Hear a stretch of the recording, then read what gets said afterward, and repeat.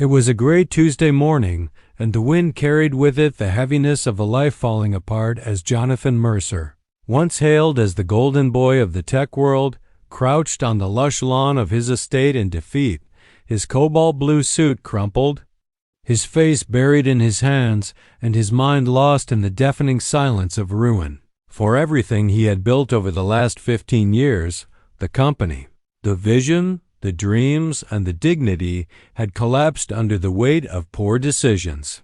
deceitful partners, and an economy that showed no mercy, leaving him with nothing but debts, lawsuits, and the bitter taste of public failure. Meanwhile, from the white-pillared porch of his mansion, a small figure stepped forward, her posture upright, her hands confidently placed on her hips as if she were about to give a boardroom presentation, her floral dress bright against the gloom, and her presence, though unexpected, carried a weight and energy far beyond her years, for she was Ellie, just 6 years old, with ponytails tied neatly with red ribbons and eyes full of curious fire. The daughter of the housekeeper who had once worked for Jonathan before the crisis had led to staff being dismissed. Yet Ellie's visits to the estate had continued, sometimes sneaking past gates, sometimes strolling in openly, always fascinated by the man who used to invent the future, as her mother had said. And now that man was on his knees, a sculpture of defeat carved by circumstance. Ellie stepped closer, her tiny feet brushing over the dew-covered grass, and without hesitation, she spoke. "I know how to save your company," her voice clear, steady, and strangely commanding, making Jonathan raise his tear-stained face, not with amusement or annoyance, but with the kind of slow disbelief one gives a hallucination, and yet something in her tone, the audacity, the timing, the sheer absurdity of it, pierced through the fog of his despair, and he laughed, not in mockery, but in the broken, confused way of a man who has lost so much that even a child's voice sounds like divine intervention. "You know how to save my company?" he repeated, as if the words themselves were foreign, but Ellie only nodded, and began pacing like a miniature executive, pointing to imaginary charts in the air and talking about things like pivoting the brand narrative, gamifying consumer experience, and leveraging Gen Alpha engagement, all of which sounded like buzzwords stolen from overheard Zoom calls or TED Talks on YouTube. Yet she delivered them with such composure and clarity that Jonathan, against every reasonable instinct, began to listen, really listen. And as the moments turned to minutes, Ellie spun an idea not just of recovery, but reinvention, telling him how she had watched his old product Demos and understood that his company didn't fail because the product was bad, but because he was speaking to the wrong audience, trying to sell dreams to people who had already given up on dreaming, and instead he needed to target the ones who still believed in magic, children, tweens, teenagers who didn't just use tech, they lived in it. And as she laid out her imaginary proposal, Jonathan sat frozen, not because a 6-year-old was giving him a business strategy, but because for the first time in months he saw a future and he didn't stop her, didn't interrupt, didn't dismiss, because in her wild, pure imagination, untouched by cynicism or fear, there was a kernel of truth that seasoned CEOs had missed, a kind of genius that didn't come from degrees or boardrooms, but from raw, intuitive insight. And over the next several hours, as the sun climbed higher and the shadows of bankruptcy loomed ever closer, Ellie and Jonathan sat on the lawn sketching out a plan, she drawing with crayons and he scribbling in a worn leather notebook. And this plan wasn't just about profit. It was about purpose, about reconnecting the company with people, about building something for someone again. And when she left that evening, skipping down the path as if she hadn't just rewired the destiny of a broken man,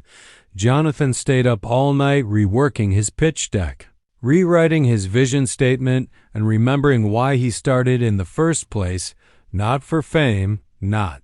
for stock prices, but for innovation, for possibility, for impact. And within 2 weeks, he launched a new initiative, Project Ellie, a youth-driven platform that combined gamified learning with creativity tools, and he even uploaded a video titled My Youngest Investor, where he recounted how a 6-year-old's wisdom had reignited his soul. And the story went viral not because of slick production,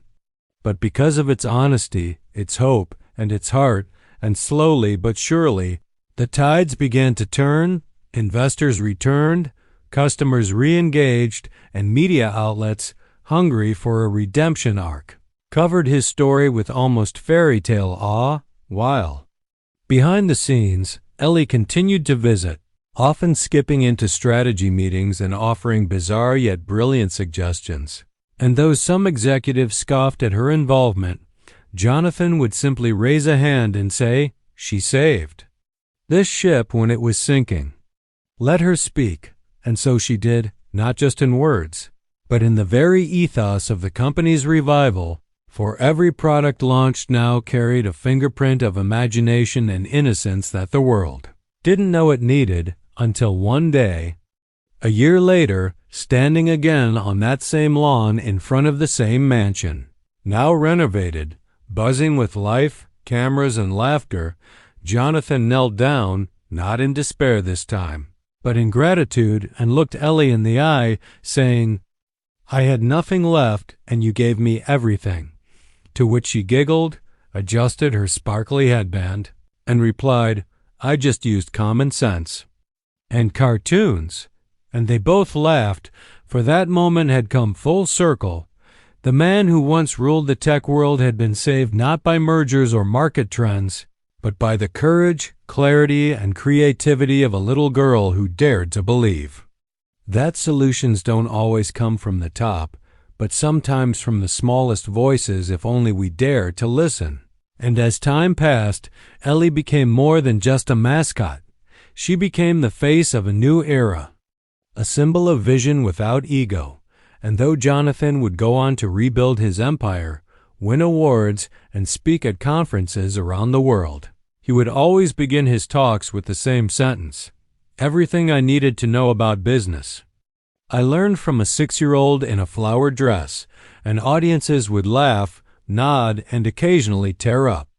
Because the world is often saved not by those with the most power, but by those with the purest purpose. And that is how a broken man and a brave child rewrote not just a company's future, but redefined what leadership, inspiration, and possibility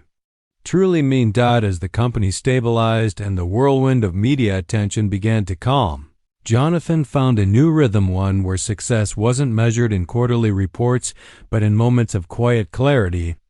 often shared with Ellie over evening walks or brainstorming sessions that felt more like playdates than meetings. And while the world saw her as a prodigy, he still saw the little girl who first stood with hands on her hips and declared she could save his company.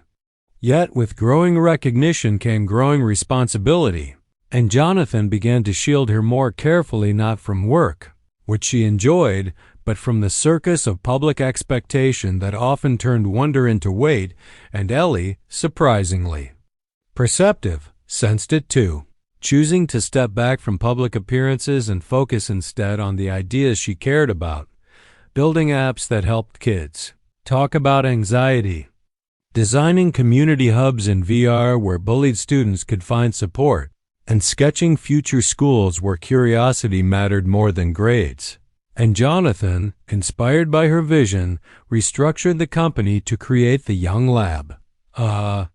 safe, protected space for youth-led innovation, where no one needed to be a genius, just brave enough to care deeply. And as the company grew more grounded in these values, it began to attract not just investors, but believers, people who didn't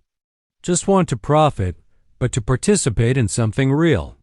Meanwhile, Jonathan and Ellie grew closer, not just as mentor and muse, but like family, and though there was no blood relation, he began to see her as the daughter he never had, while Ellie, when asked once by a reporter if Jonathan was her